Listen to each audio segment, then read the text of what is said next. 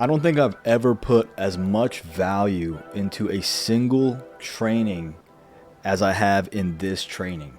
In this video, we're going to be covering the highest converting cold outreach method for local business leads. This is going to be a full cold DM course. We're going to be covering a ton of content. This is going to be good for you if you are a beginner, if you have been doing this for a while and you're trying to switch it up, if you are frustrated with your close rates, if you don't know how to handle a conversation when a lead actually replies, if you don't know how to actually get the lead to reply, if you don't know what to do if the lead rejects you or doesn't respond to you. We're going to be covering just about everything I can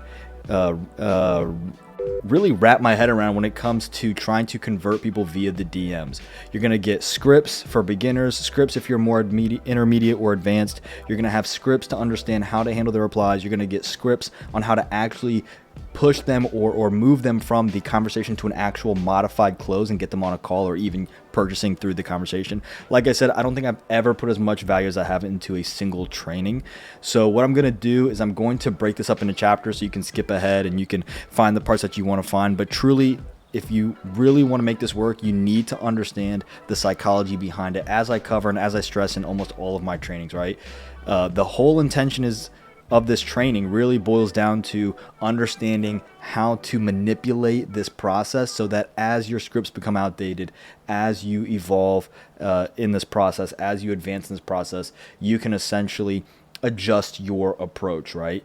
And let's jump into it. You DM me on Instagram at Alec J. Roy. I will send you over a copy of this. Just let me know which one you want. Or you can go to my Facebook page. You can comment hashtag SASO, hashtag SASO on any of my posts. I will immediately DM you and I will basically give you a whole folder of training. So whichever platform you prefer, hit me up on that platform and I'll make sure you get what you need, right? But that being said, let's go ahead and jump into the actual training. If you're like me, I like to watch my videos a little faster because I think people talk too slowly. So you can put this video in 1.5 or 2x speed if I'm talking a little bit too slowly for you.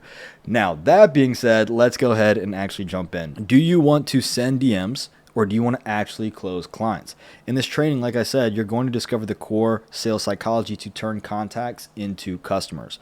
I'm going to expose the common DM mistakes I see 24/7 that sabotage your results, and I'm going to share my proven formula for creating interest and desire in your services without any slimy or overly cringy tactics. Some of them you might feel are a little cringy. That's okay. Don't use those.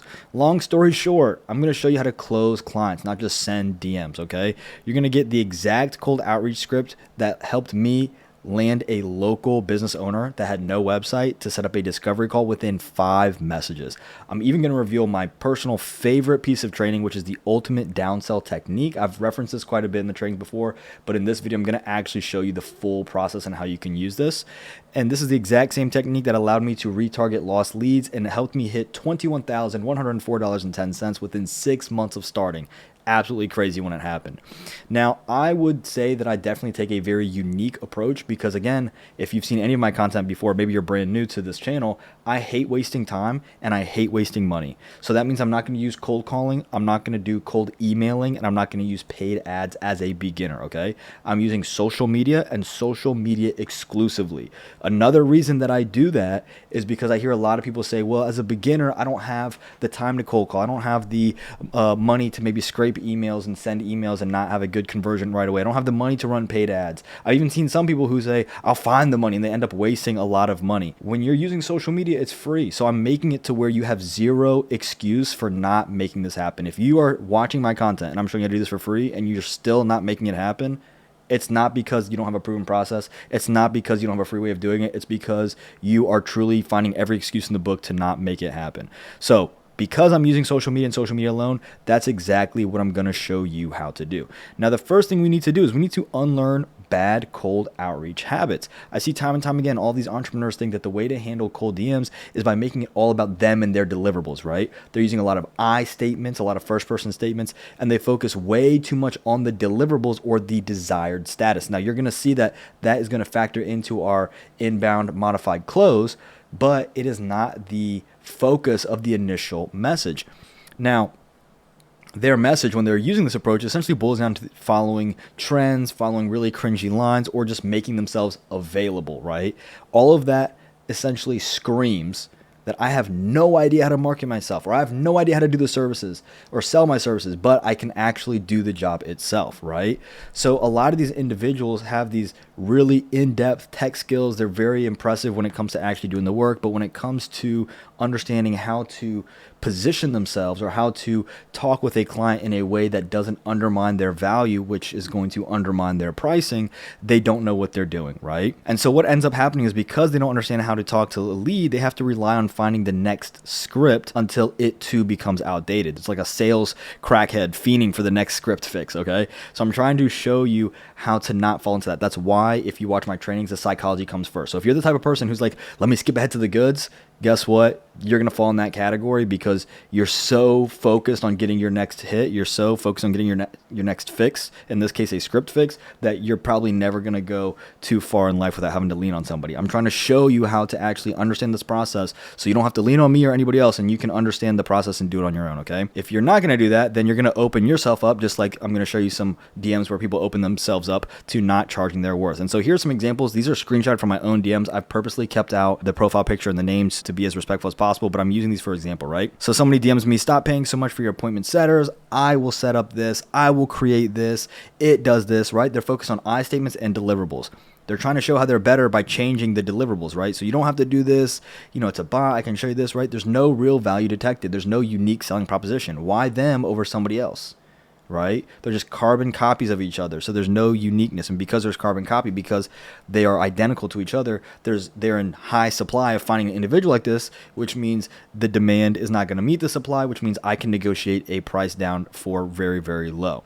In my favor, not in their favor. And I do it all the time. This is another one that's really bad. So some people are like the guy at the bar trying to say, oh, I'm a great guy, come home with me. Some people are like the girl at the bar who's like, hey, if you want, you can take me home, right? Don't be a freelancer booty call. So this is somebody that DM'd me, hey, since you're part of the high level group as an expert, I wanted to check if you have any challenges or need any assistance, let me know. This is not the group admin. This is just somebody offering, saying, hey, if you ever need something, if you want to take me home for the night, go ahead, right? That's the equivalent of doing that at the bar, right? Here's another one. They think it's all about me, but they're making it all about what they can do. It's all these I statements. So here's somebody sends me a way too formal message. And by the way, if you are sending DMs, especially if English is your second language, this is a big red flag. I wouldn't use dear, because dear usually indicates that you're ESL. There's nothing wrong with ESL. My dad's an immigrant. My father-in-law is an immigrant. But there's nothing wrong with that. But if you're trying to convert American audiences, you may want to match the vernacular a little bit better. So I would say something like, hey, Alec, or, what's up, Alec? Something like that. I definitely would not say dear. That'd be the last thing I'd use. And then this person says, I'm Elizabeth John. I'm seasoned expert. I'm excited about the opportunity to enhance your business. I specialize, my services. I am confident. I look forward to. I can customize. It's all I statements, right? There's no discovery. Imagine you go on a date with somebody, and dating is a one of my favorite analogies when it comes to the sales process. The closing process you'll see is like a mechanic or a doctor. And so what you see here is, imagine if you go on a date with somebody and they sit down and you're like, how was your day? And they're like, oh, good. I'm Elizabeth John, and I did this, and I did this, and I did this, and I did this, and here's why I'm a good catch, and here's why I'm a good catch, and here's why you should keep dating me. It's like, it'd be a horrible date, right? And for some of you guys out there who are watching this, if you're realizing that maybe you're doing that on a date, maybe stop. Maybe learn a little bit of something here from this training and correlate that to your dating life. But this is, again, think of a dating situation where imagine if you sat down and this is how they spoke to you, right? So that's why those I statements don't work. Sometimes they'll use really cringy lines. I know I'm going to show you some that are maybe a little cringy, but they're using really cringy lines, and they basically use it because somebody got lucky using it once. So they'll say, hey, how are you? How's your business and family? And then they'll say, sorry, I barged into your DM without your permission. My apology for that. So you're starting off the conversation assuming the low ground, right? It's a little Star Wars reference. You're assuming the low ground. You're putting yourself at a worse position than you want to be. And you're basically acknowledging the fact that you're doing something I don't want you to do, right? It's not a great way to start a relationship. And then they followed up with, I am glad I came across your profile. Yeah, of course you're glad, because you think I'm a schmuck who's going to pay you, right?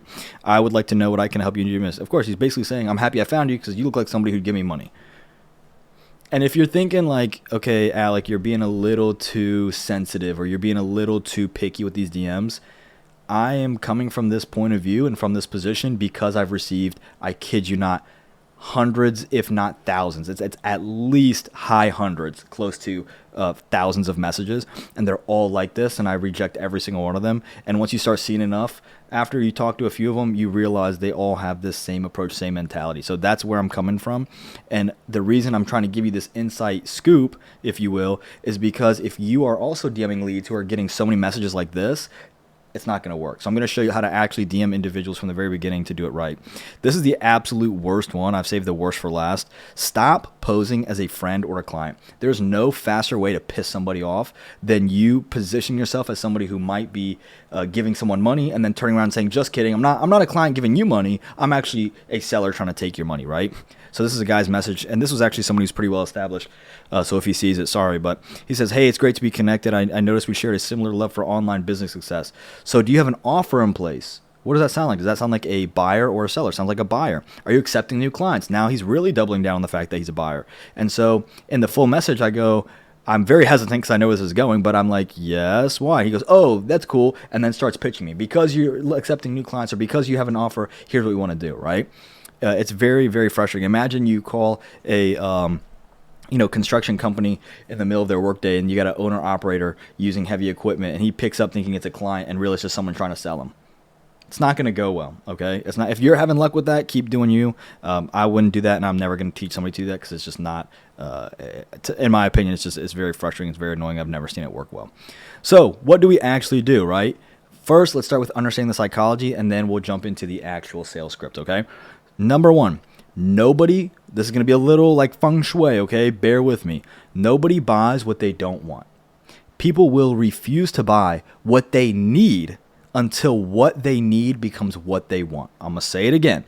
People will refuse to buy what they need until what they need becomes what they want. I'll explain. Don't worry. Remember, humans, we are humans, right? Unless for some reason you left up YouTube and you went to the bathroom and your dog's watching this. But you and I are humans, okay? People buy with emotion, that's what they want, and they justify it with logic, what they need, okay? You and I'm not calling you out. I'm gonna expose myself a little bit too. You and I run our life and business the exact same way. The reason that you don't work out or eat the way you should, it's not because you don't need to, it's because you don't want to, right? Do I work out? Yes. Do I work out as well as I should? Probably not. Do I sleep as well as I should? Probably not. I think I eat healthy. Do I eat as healthy as I should? No. I mean, yesterday I think I polished off a bag of Cadbury eggs, okay? It's not because I don't know that consuming candy is bad for you. It's because I still want to consume it.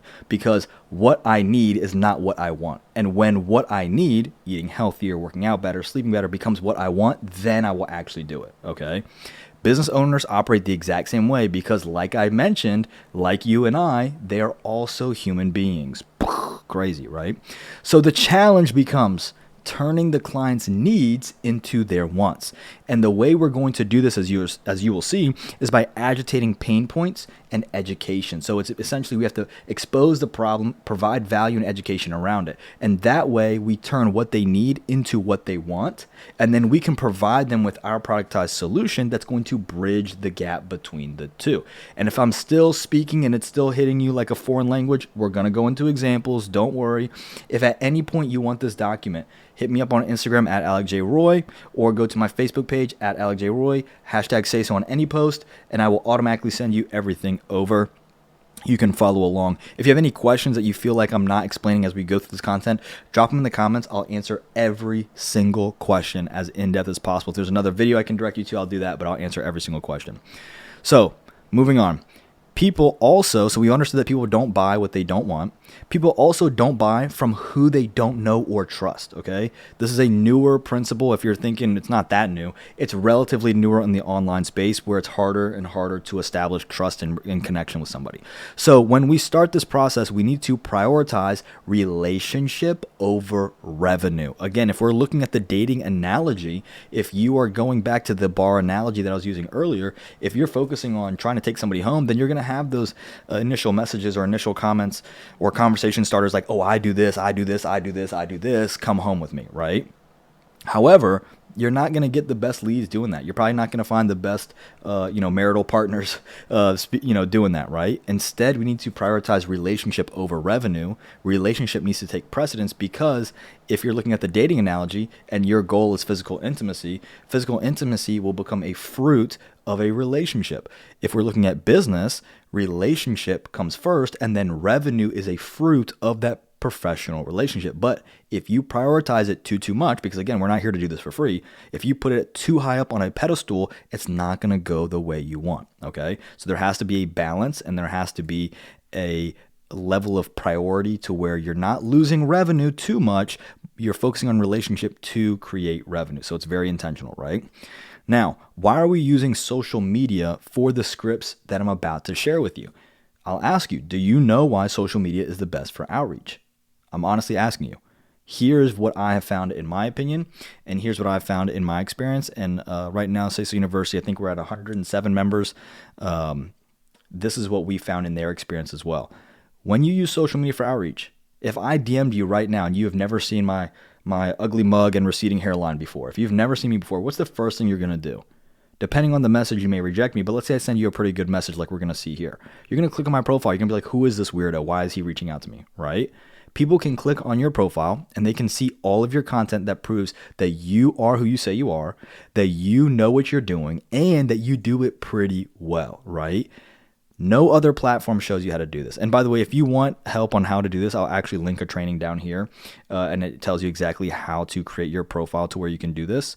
But what I will say is that social media has to come first, because if you don't have social media in place and you start your DM process, it's not going to go the way you want, right? Because if you start that process and in doing so, you are essentially DMing people and no one is actually following you, then it's not going to go the way you want, right? You have no way to push them to social, which you'll see in just a second. Now let's look at texting, calling, emailing, running ads, soliciting, right? They provide no way for people to see if you're the real deal. No way. I text you right now. Can you click on my number and see my profile or see my face? No. I send you an email. What do you have to do? You have to navigate to find my URL. And on my URL, you're going to find social proof and people giving honest feedback? No, you're going to see what I want you to see. If I'm soliciting, what am I going to do? I'm going to, hey, look me up on social, sit there awkwardly in your door. I'm not even going to get into soliciting and how ridiculous that is. I've seen so many scam affiliates promote that. It's actually ridiculous. And then paid ads. Here's what I'll say about paid ads, because usually you're running it from social media, right? I have seen people run paid ads with a Facebook page, a brand new Facebook page that has no social interactions. And what happens? All the comments are like fake account, scam, fake account, no followers on the page, right? It's almost like people want to buy from actual people that they can trust. So social media is going to help you do that.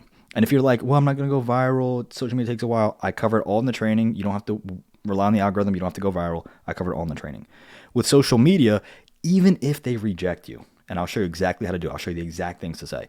Even if they reject you, you can get them to follow you, even if they deny your offer. So you can now retarget them with your content using actual posts for 100% free. It doesn't cost me anything to make a post on this. It doesn't cost me anything to make a story or post something or share a video or record myself talking for 10 seconds. It doesn't cost me a cent. And if you recall from the previous training, social media allows you to create inbound content. This means that you can nurture followers using multiple mediums. So that's going to be short and long form, text, stories, right? Basically mediums are, if I'm on Instagram, I can use stories, posts, reels, right? It's all the different ways you can post on a platform. So I can use multiple mediums. And again, remember what I said earlier, relationship takes precedence over revenue if you want to generate revenue.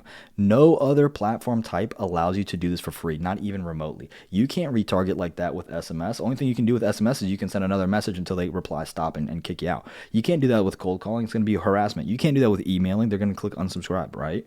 Now, can they unfollow you on social media? Yes, but if you're providing value that costs you free on multiple mediums, so maybe some followers like pictures, some followers like video, some followers like your story, some followers are on every day, some are on once a month, right? This is why social media is so strong. Again, if you need help on exactly how to turn followers into clients for your digital agency, if you want this document, again, hit me up on Instagram, hit me on Facebook, and you can see I have a training right here linked. And I cover the whole thing. It's how I have a $0 client acquisition cost. Absolutely phenomenal. Now, let's go into the DM script formula for beginners. So if you remember my earlier training, there's a training where I show you how to land your first 25 clients as fast as possible. This is the script that would go hand in hand with that. So essentially what we're looking to do is we're looking to do this 7-step process. And the 7-step is going to include the messages I use to close a client, but it's also going to be some retargeting or following up if they ghost you, right? So number 1, problem agitation. Number 2, you're going to hit them with a low pressure pitch. You're going to, number 3, frame yourself as an expert, and you're going to disarm the sale, basically adding or removing any pressure. Number 7, you're going to set expectations to overwhelm value, and then you're going to share an underwhelming price, so that way the price is more palatable.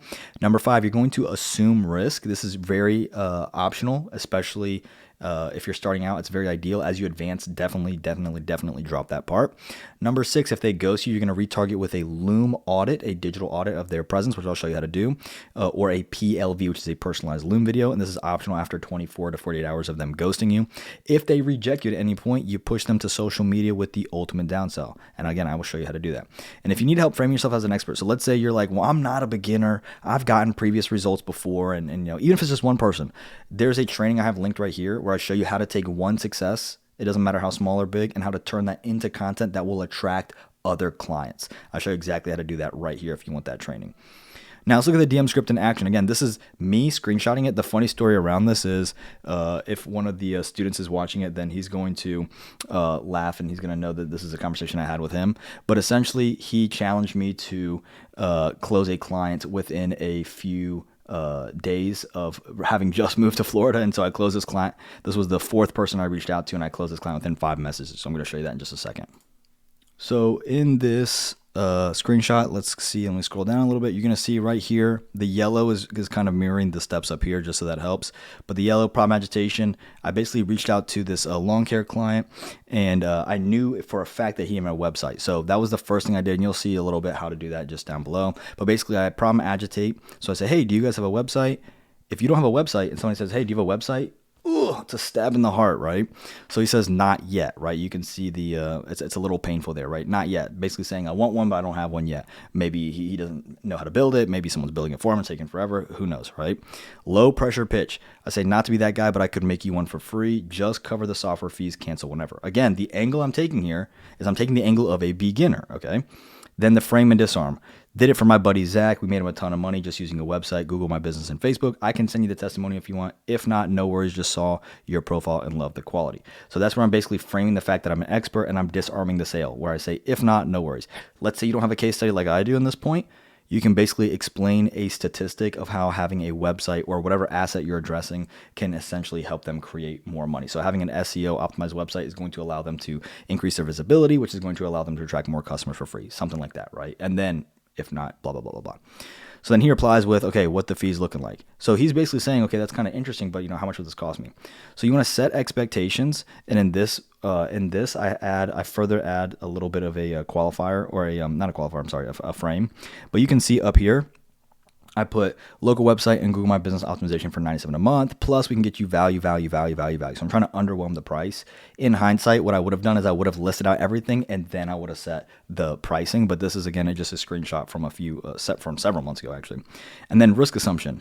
It's the internet. Even though we're using social media and they can verify who I am on the internet, on social media, I assume the risk, right? So I say, hey, because we don't know each other, just own the fact that you don't know each other, there's a 30-day free trial in case you hate it or it doesn't bring you a single client within those days, you just fire me, okay? All right, I'll try it out. And then this is the Stripe link, sale closed. So look at that. 1, 2, 3, 4, 5, link closed. Now, what do we do when the lead ghosts you? Again, this is really good if you're a beginner.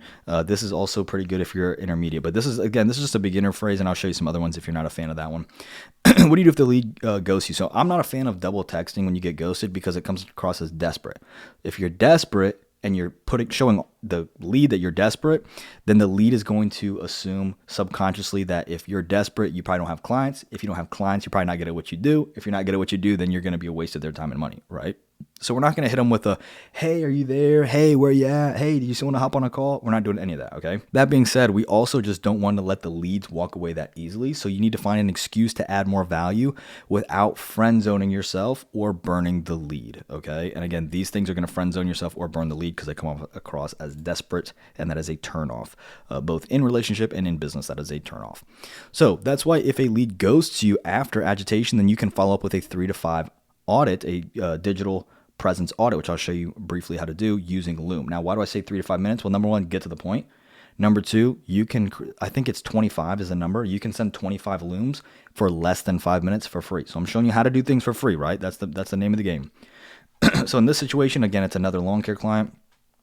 Client ghosts me, so I send a marketing audit via Loom with a preview of a custom snapshot. This whole process took me about 15 minutes to set up the initial snapshot, and then after that, you're just churning them out, right? So sent the Loom video, hey, free website and marketing audit. He goes, sorry I didn't reply, but it's beautiful to have more photos I can send you. I would like to go for it. Look at this, he quadruple texts me. So that's basically where I'm showing how much value is here and getting him kind of excited.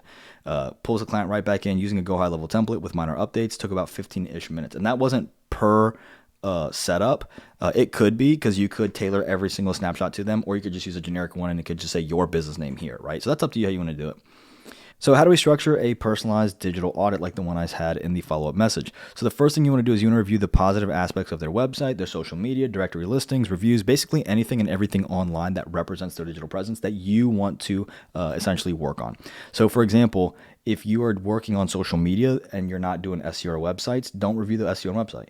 If you're doing SEO and websites and not social media, the only part of the social media you should be reviewing is, hey, do you have your website linked on your socials? That's it, right? So don't review things that you're not going to work on. Now, when you're reviewing the positive things, all I want you to do is I want you to just comment on them and basically acknowledge the fact that they have been set up right, or they're done well, right? So you'd say something like, okay, I'm looking at X, this is right. Like, okay, looking at your domain, you got your domain connected, okay, that's good, move on. Looking at your name, address, phone number, looks like that's all consistent across the board, okay, that's good, move on. You're not going to go that in depth on them. You're just trying to hit them very quickly. Next, you want to review the negative aspects of their digital presence, and this is where you want to elaborate on the negative impacts. What is bad, and how does this negatively impact their business? So for example, let's say they have poor SEO.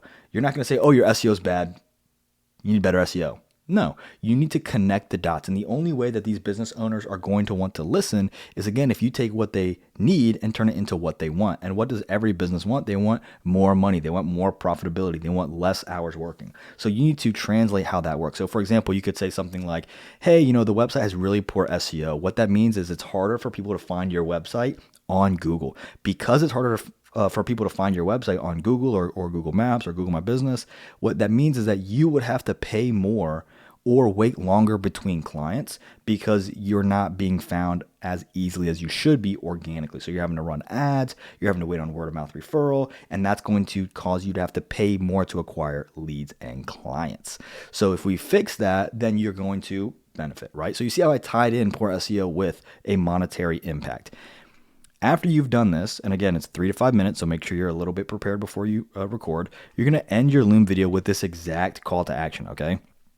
And this is what you're going to say, and I'm going to read it in the exact tonality that I would recommend you read it in. So you would say, once you're done with your audit, you would say, hey, send this over to your marketing team and watch the difference it makes. Honestly, they should have been doing this stuff to begin with, but no worries, better late than never. Pause. Or if you'd like, my entire team and I can knock this out in 7 days for less than the cost of a minimum wage employee. Either way, best of luck. I really just wanted to make sure you got this because I like what you guys are doing. That was the whole call to action, right? Why does this work? Number one, you're implying that they have a marketing team. If they don't have a marketing team, and let's say they do have, we'll take two scenarios. If they have a marketing team and you create this, that's painful because it's like, oh, you're paying them and they still drop the ball here, here, and here. Let's say they don't have a marketing team. That's painful because they're like, okay, I'm trying to do this on my own. I clearly don't know what I'm doing, right? Or hey, I'm doing this on my own, so it's pretty good. Yeah, it's pretty good, but we could do this for less than the cost of a minimum wage employee, right? Number two, in the Loom video, you're going to compliment what looks good, and then you're going to address their shortcomings and the negative impact they have on the business. Again, this is going to turn what they need into what they want because you're tying it to what they want, which is make money, make increase profitability, and do it in less time, right? One of those three things, if not all three. And the last thing is you're making a 30-second call to action. This is your call to action, just this part. You're making a 30-second call to action, not even, I'd say 15 seconds. 15-second call to action. And in your call to action, you're interrupting yourself. So you're saying, hey, my team and I can do this for less than the cost of a minimum wage employee. Either way, best of luck. I really just want to make sure you got this because I like what you guys are doing. Or I just wanted to make this because I like what you guys are doing. Bam, right? So this is one of my favorite ways to end the script, and it's a very quick way to do a personalized digital audit. When you're doing the audit on Loom, what I would do is I would have your face in the corner like I'm doing here and reviewing their website, have it alive right there and have all the tabs you can pull up, right? Next, let's look at 17 other ways to outbound pitch DM. I'm not going to go through these too in depth. I'm going to try to fly through these. If you want to copy so you can have these on your own, and I'll update this in live time. That's why I use Google Docs, because I can add another bullet point and it will update it for everybody who has access. So if you want access, hit me up on Instagram at AlecJRoy and just let me know the title of the document you want, or go to my Facebook page, same exact handle at AlecJRoy, comment hashtag SASO, and I will send over everything to you right away. I don't care what time of day it is. So let's look through a few of these, right? Number one, I'm looking for asset they don't have, like a website, contact form, FAQ, service list, location list, etc. Can you send it over? That was what I used in the DM script up here, right?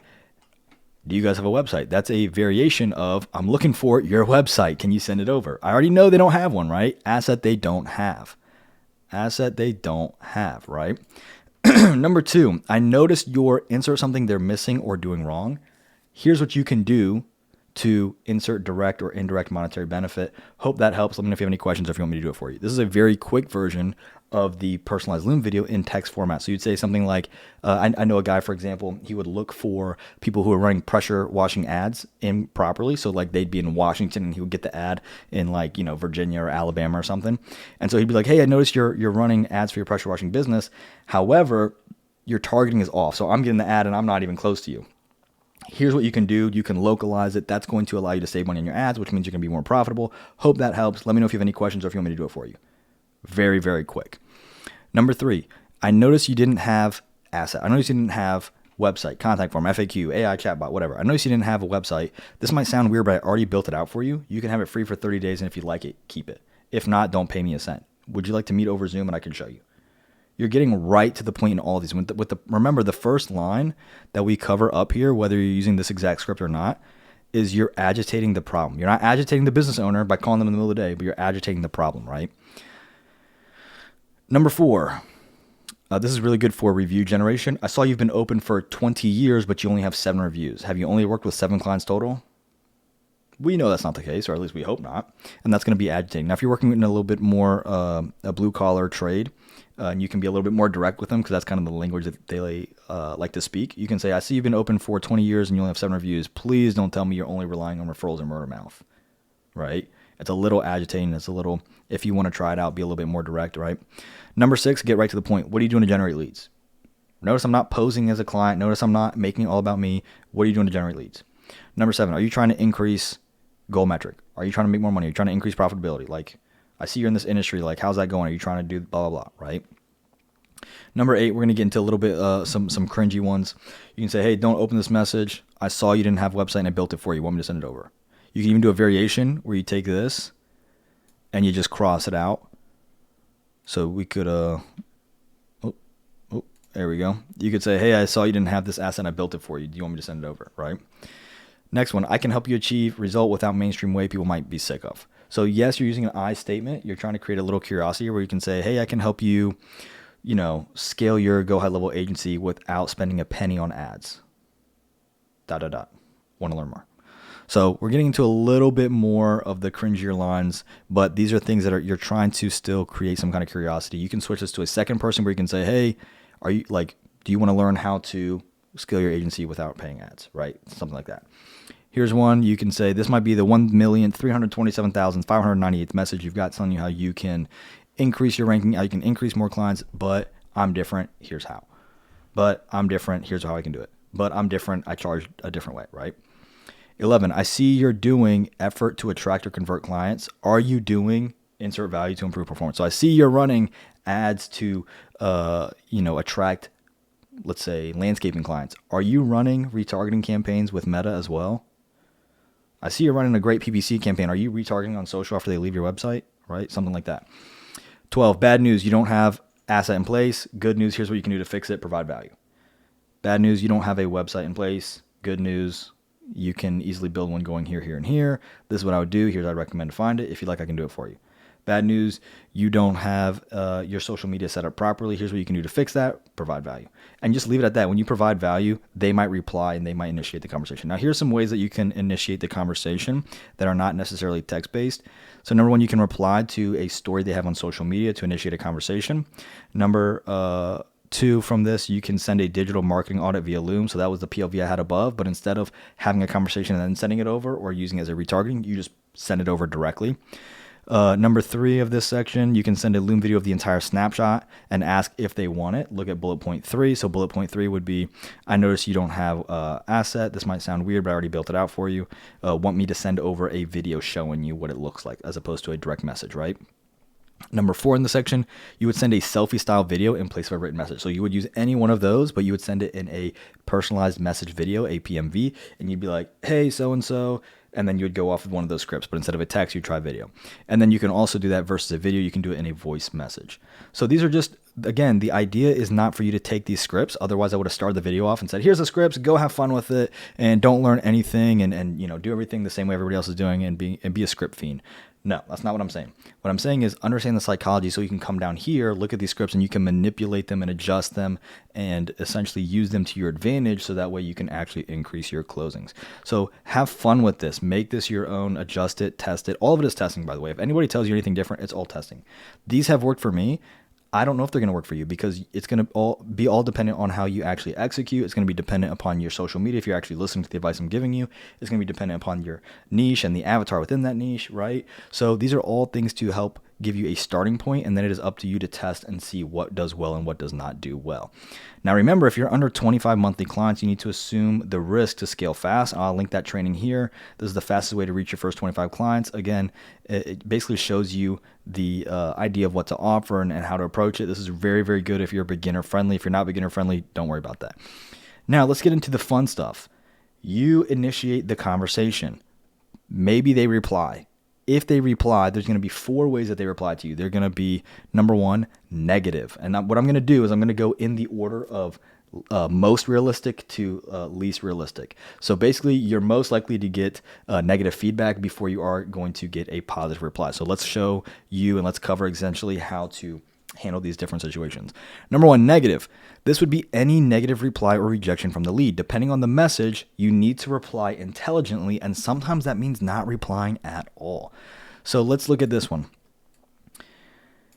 Hey, you send them a message, they reply, we're not interested. You just say, no worries, just saw your missing website. No worries, just saw your SEO is low. No worries, just saw your ad isn't optimized and thought we could easily achieve this to help you make more money. We could easily fix this to help you stop losing money on your ads. We could easily fix this to whatever the result is or whatever they're trying to avoid, right? And if they don't reply, they don't reply. If they do reply, then, you carry on the conversation. Next, don't reply. And I'll put this out here, if the lead is nasty or you are sensitive, okay? And sensitive looks like a few different things. Let's say the lead is nasty, they reply back with like, don't ever message me again. If they're waving their own red flag and you don't pay attention, that's on you. That's no longer on them, okay? Some people are just nasty, sad people who are just absolutely angry at the world for no reason. Don't engage with them. They're telling you I'm a nightmare to work with. They're telling you I'm a horrible, awful person that is not friendly whatsoever. Be appreciative for the fact that they told you that before you had to work with them, okay? So just don't reply. Now, let's say on the other hand, you're sensitive, and this is gonna, pay attention, especially you guys. This is not just your feelings are hurt easily. This is you have too much pride and ego. So they're like, I don't need your help. And you're like, well, have fun losing. Have fun with your terrible website. If you are too sensitive and you're going to say something that is not going to help you or them, you need to not reply, okay? So I will give you a very quick story on this from me, okay? I've had people who've told me, I had a guy who joined my program, and for months he was like, I do cold calling and it does so well. And I said, I'm not a fan of cold calling. And he was not too happy with me for saying that, right? Because I think he was trying to sell his own stuff. So for months, every time he would see me saying social media, he would reply back and basically push his angle of cold calling, right? And who would have thought that'd be like red versus blue kind of thing, but it doesn't matter. After a few months, because I handled myself in a good way, eventually he came to the same conclusion that cold calling is not effective for scaling because you can only smile and dial so many times in a day before you have to outsource it. And then if you have the work, you can't do the work while smiling and dialing, right? For me, I post social, I go to work, and I get inbound leads. So at some point, he was like, oh, okay, like, let me ask you about this. And this was the same guy who was, arguing with me on and off over 3 months. Because I was respectful and nice the entire time, when he was ready and when he came to the conclusion on his own, then he came out, sought me out, and that became a client of mine, okay?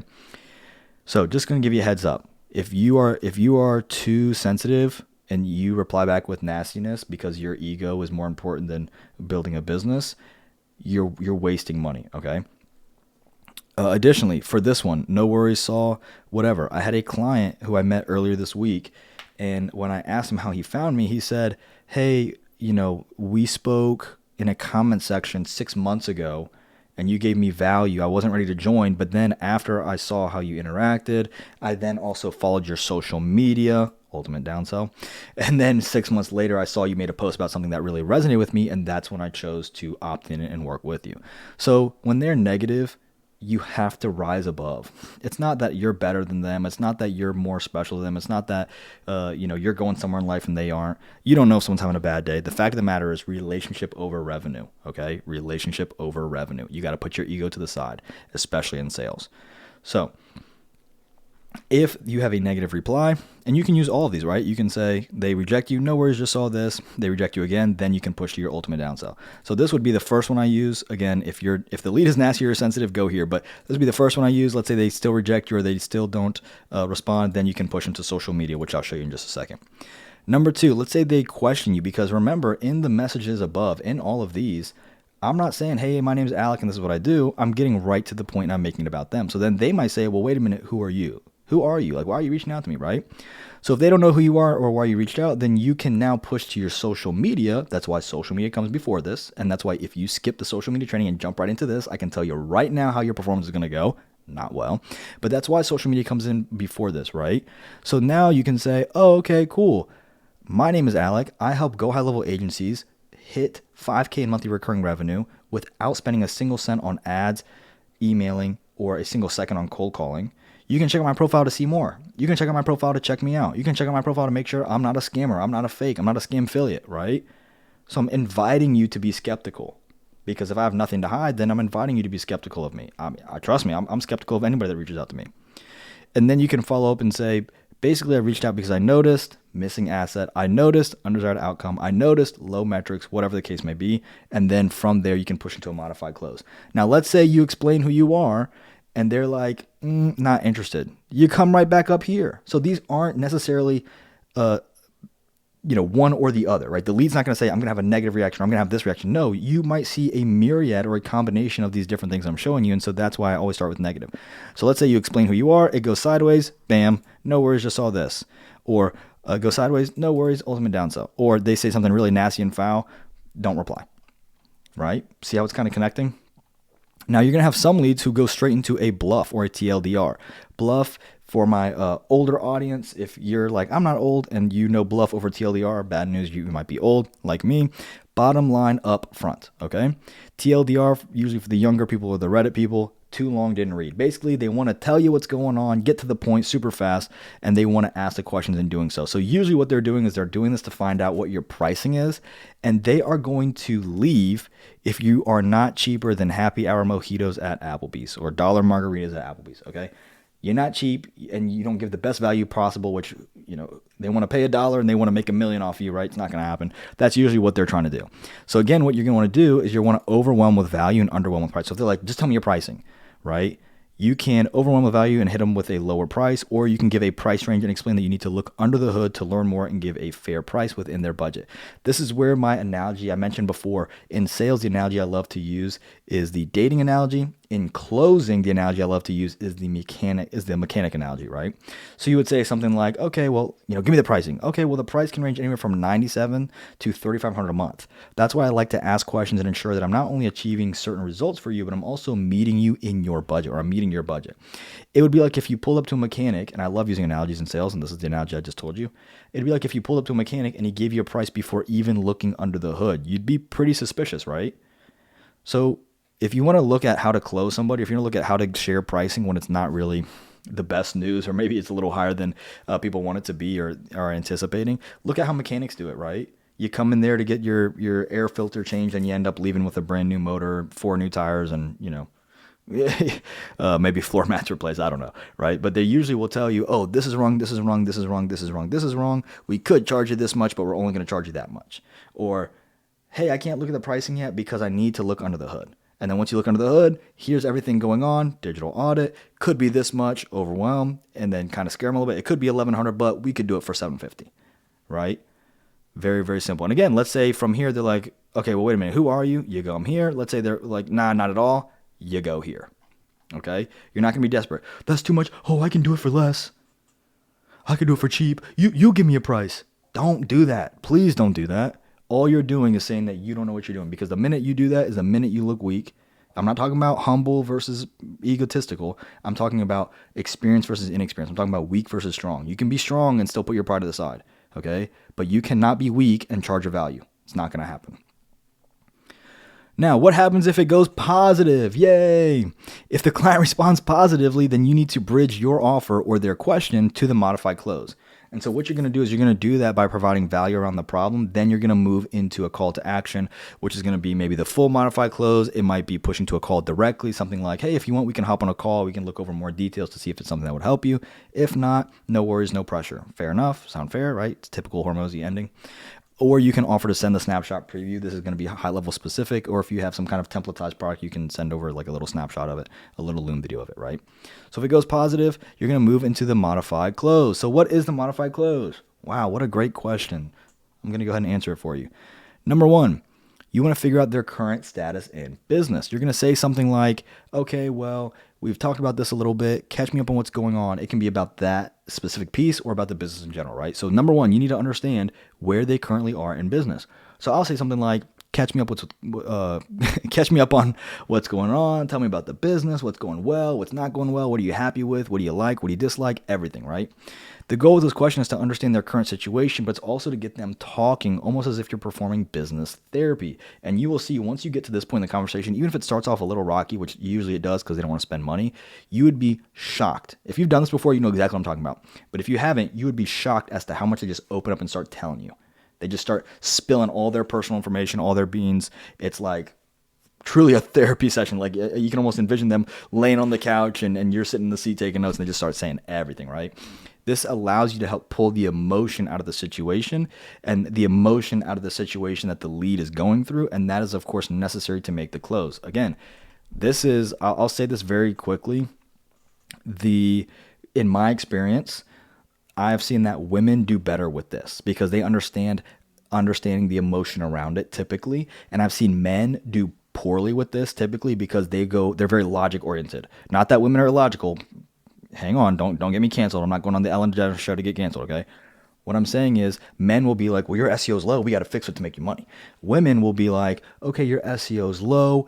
That's hurting your business. Like, how is that impacting you in work? How is that impacting your family? How does your spouse feel about that? How do you think that's affecting your relationships, right? They know to ask those more emotionally intelligent questions, whereas guys are very like, well, it's low, fix it, right? They oversimplify it and they lack the emotional regulation or capability to make that connection, and they lose out on the sale. So just a very quick caveat that I want to make there.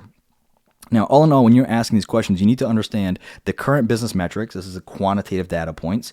You need to understand the direct impact of those metrics. This might be the qualitative data points. It might be how it affects or impacts their workload. And then you need to understand the indirect impacts of those metrics. How does this impact you yourself? So current business metrics, quantitative. Direct impacts of metrics, I'll put here how this impacts the business. And then indirect impacts of metrics or indirect impact of metrics, I would say how this impacts the lead themselves. So for example, how much money are you making every month right now, if you don't mind sharing, or what is your profitability at? Okay, I'm only at 15% profitability. Okay, how does that impact the business being at that level of profitability? Is that a good thing? Is that a bad thing? It's bad because I'm worried that I can't meet or make payroll, right? Okay, and how does that impact you? Not knowing if you can meet payroll, or not knowing if you can sign the checks and they actually get cash. How does that impact you, right? Bam. If the lead is slow to open up, so sometimes you'll just say this one line and they'll just tell you everything. Sometimes they're a little bit slower to open up, right? Like Shrek and the Onion, and you got to kind of ask them one question at a time to peel back those beautiful green layers. Now, if the lead is slow to open up, again, just ask them individually. As you do this more and more, you'll know the questions to ask different industries, but that's why niching down is so important, because the script will truly reflect the niche. Now, next, we've asked the current, what is the desired? So we're going to ask the exact same questions, but instead of these questions now, we want to understand where realistically the lead would like those numbers in the next 6 to 12 months. So it would say something like, and where are you trying to take your business in the next 6 to 12 months, right? What would that do for the business? What would that do for you outside of the business? So again, let's use this example we had up here. So you're at 15K. Where do you want to be? I want to be at 25K. Okay, why that number? Okay, that's why. How would that impact the business? Oh, okay, boom, boom, boom. How would that impact you, right? And so sometimes they'll focus on it'll impact me because I'll feel like a better boss. I'll be happier. And then you can dig in a little deeper and say, okay, if you're happy, how would that impact you and the family, the wife, the spouse, right? And these questions sound silly, but if you look up the leading causes for divorce, it's usually unavailability and lack of finances. That's usually the two leading reasons for divorce when it comes to someone's career. So basically they're working 24/7 and they ain't got no money, or one or the other, right? So of course these things can positively impact them inside and outside of work. And again, the goal here is to collect the same information as before, but in a future state realistically. When the client gives you a metric, you need to ask why that specific number. That's one of my favorite sales tactics that I've seen, or closing tactics. And the goal is to downplay the number and focus on the result. So if they're like, I want to go from 15K to 25K, why 25K? Well, it's just 10K more. Okay, well, if the goal is this and this, maybe we need to hit on that number, or maybe we need this number to be this specific number, right? And you're starting to frame yourself as an expert just by asking questions, right? You haven't even begun speaking in statements yet. It's more so questions. Now, this one, assign responsibility. So we know where they are, where they want to be.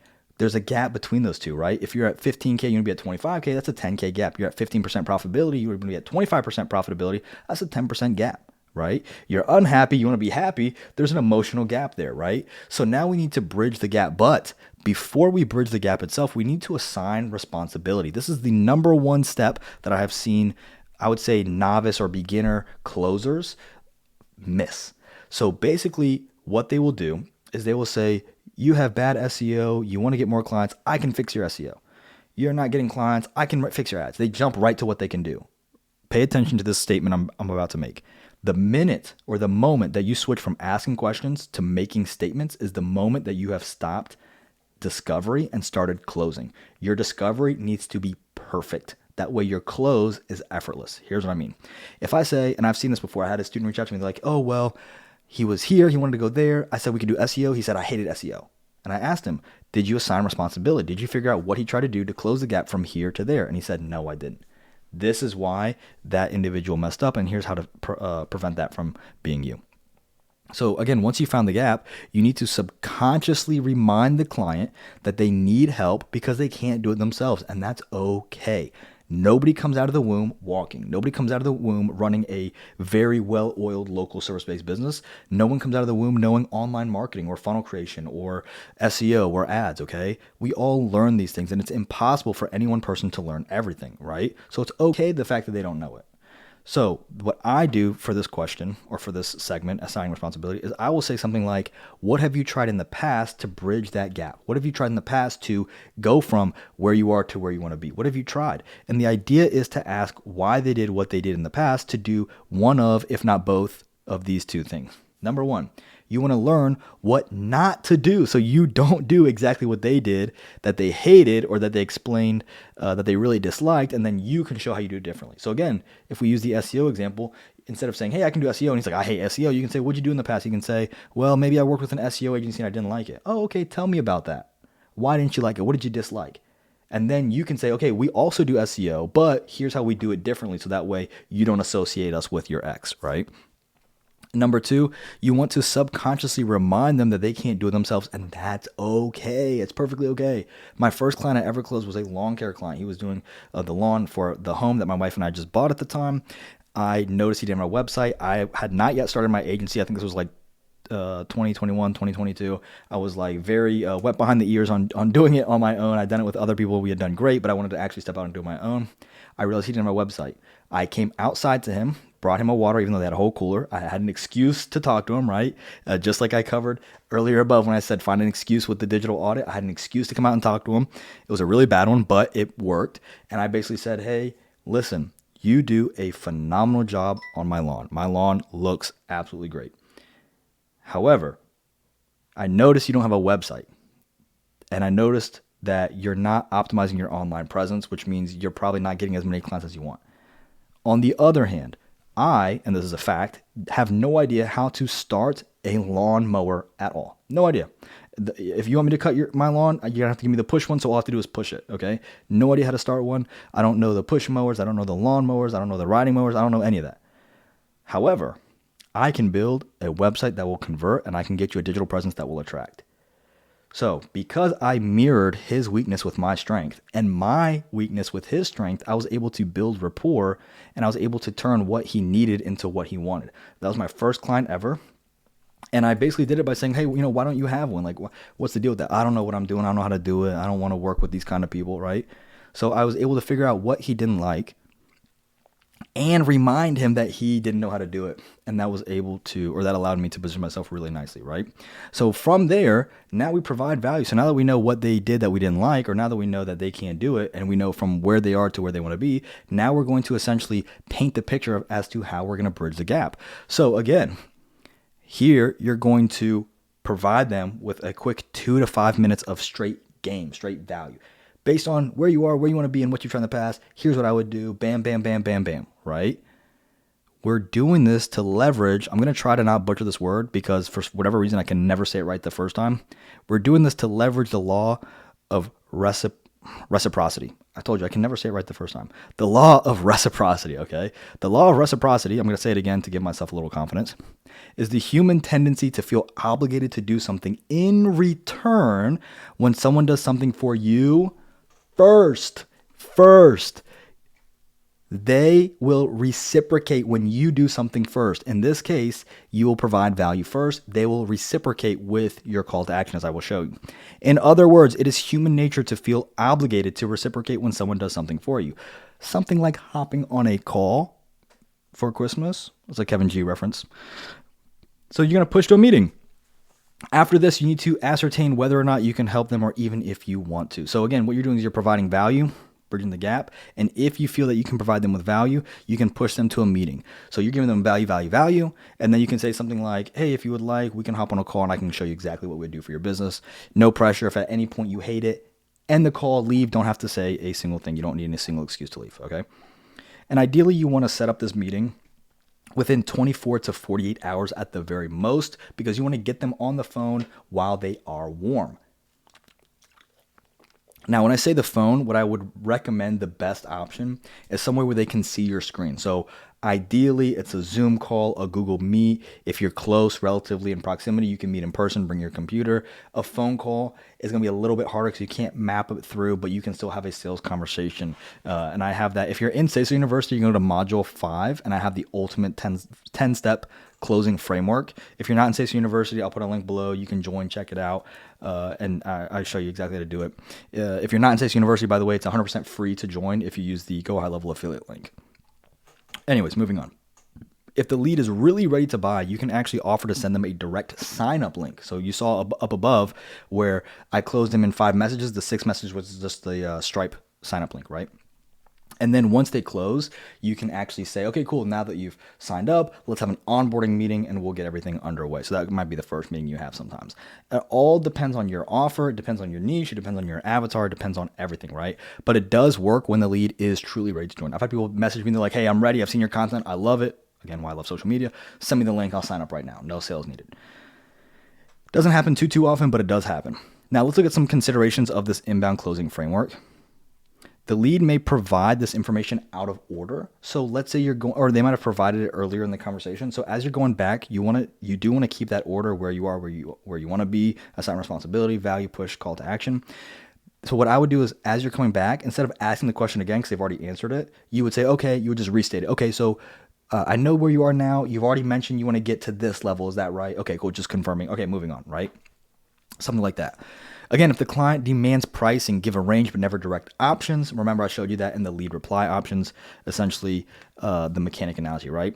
And my favorite point that so many people mistake, I don't care if you are fighting for clients. I don't care if you're fighting trying to get people on the phone. I do not care. And I can say that because I've been in this position and I've turned clients down. If a client gives you a red flag, move on. If they ignore you or ghost you, move on. If you push it, if you are too desperate, okay, and I've shown you some ways to follow up, I've shown you some ways to retarget, but if you are doing too much, you're going to scare people away. You're going to scream, I'm desperate, I'm broke, I'm bad at what I do. That is what you're telling the prospect, okay? Now, what is the ultimate downsell? And I've referenced this before, where you push people to social media. This is why we're using social media in the first place. So that way when we go to do our DMs, we have a higher conversion rate. Listen to me very carefully. This is the single most important piece of training that I've probably ever put out, and I'm going to share it with you in a single sentence. Get ready. If the lead rejects you, ignores you, anything that says, I do not want to work with you at this time for whatever reason, then you're going to do the following. You're going to tell them to follow you in social media, and in exchange, you will make content on any topic that they are struggling with that they would like help with in their business. Okay? So, for example, I'm not interested. That's fine. Can you tell me one thing in your business that you would love if I could fix overnight, and I'll show you how to do it for 100% free? Well, I would like this. Cool. I'm going to make a piece of content and send it to you if you want to follow me on social media. Or I'm going to make the piece of content, send it over, follow me on social media, right? This might sound obvious, but let's cover why doing this is going to generate you so many leads over time. Number one, and by the way, this is the same model I use to generate $21,104.10 within 6 months of starting. So this works. I can say it works because it's my experience, okay? The content you make is going to retarget the lead and further position you as a SME, a subject matter expert. That's why we niche down, so we can position ourselves as an expert in that field. But if they're saying, I have this problem, I'm hesitant about working with you, bam, here's a piece of content that shows you exactly what to do, exactly how to fix it. It shows you everything, right? That is going to show that you know what you're doing, and it might be the piece of information they need to work with you. Number two, if the lead gives you a problem, so they tell you, this is a problem in my business, but let's say they don't follow you on social media, okay, the content is still going to retarget your other followers because you have niche down, and niche problems are niche problems. Because if you focus on one industry, then your content will resonate with that industry. So if somebody is in HVAC and they have a problem in HVAC, odds are there's another individual in HVAC who has that problem. Another individual in dentistry who has a problem that another dentist told you about, right? It's going to correlate. And if you say niche over niche, that's fine. We're probably not going to be friends, but that's okay. Next, if the lead follows you, but they don't consume content. So let's say they're like, okay, yeah, I'll follow you, but they don't actually consume or engage with your content. The more followers that you gain, the more niche followers you gain, it's going to give you more social proof. And more followers will lead to people being more likely to follow. If you see an account with like 10 followers, maybe not, probably not. But if you see an account making content you like with 1,000 or 3,000 or 10,000 followers, it's going to be more likely for you to follow. So more followers will make leads more likely to follow. And number four, if you already got rejected once, they're not interested, what's one more rejection? And you're offering free help. So if they get nasty, then let them wave their own red flag, right? And if you want the free training, 100% free training on how to use social media to convert after you downsell them. So they're a follower. How do you turn that follower into an actual client? I have a training right here, 100% free on how to turn followers into clients for your digital agency. All you have to do is DM me. I'm going to say it 1,000 times at Alec J. Roy on Instagram. Let me know the training you want, or go to my Facebook page, comment #SASO, and I will immediately send it all over to you. Now, as we wrap up, what is the most important takeaway from this training? These scripts should only act as a starting point. The focus should never stay on the script itself, but rather the psychology behind it, which is simple but not necessarily easy. So what I want you to do is I'm gonna go ahead and I'm gonna embarrass myself a little bit and be cringy. You need to remember your vowels: A, E, I, O, and U, and here's why. I know, cringy, bear with me. A, agitate the problem. U, understand the situation via questions. E, educate on how to resolve the problem. You have to provide value around the problem. O, offer to bridge the gap between where they are and where they need to be or want to be. I, invite to a call where you can discuss how you will do that, or downsell and invite them to your social media. That formula should guide everything. The scripts I've given you, whether you like them, whether you dislike them, the idea is to give you tangible ways to actually put this stuff into action. Now, personally, I don't actually do any outreach, not anymore. You can use outreach as long as you want, but remember that I prefer shifting over to content, which will leverage client results. That's why in the training on how to get your first 25 clients, the goal is to get case studies, get case studies, get case studies. That's why I have trainings on how to create them and how to collect the information, right? So if you want to learn how to do that, I've got trainings here, but remember, none of this works if you are not using the ultimate downsell. I cover it right here. I've given you how to do it. I don't care if it sounds simple, sounds stupid. I don't care if you're nervous about asking or afraid of rejection. This is how you do it for $0. To this day, I've not spent a single penny on getting clients. So if you want to learn how to create content that will actually turn followers into clients, hit me up for this document. I've already told you how 1,000 ways. Hit me up for the document. I will send it over. You can see there's more trainings interlinked. I think almost all the trainings intertwine with each other. So I'll send you over a whole folder basically, and you will learn how to do it. Now, what's next? Next steps. It is very simple. If you're even remotely interested in working with me, if you want to join SASO University for 100% free as a high-level affiliate, then you can essentially check out this link right here to fast track your digital agency's results. And if you want a copy of this document, along with every other training, I've said it 1,000 times, DM me on IG. It's 100% free if you are subscribed to this YouTube channel. I know this was a super long video. I'm trying to give you guys as much value as humanly possible, so that way you don't have to rely on me or anybody else. You can just create your content. You can create your DM outbound efforts. You can start building this out. You can start making money, because my intention is, if you take my free stuff and you go and you make money with my free content, how much more valuable do you think my paid content is? How much more valuable do you think it is to be in the one-on-one calls or in the group calls live, right? So I will link everything in the description below. Any questions at all, comment them. I'll answer every single one of them, and I will see you in the next video. Have a good one.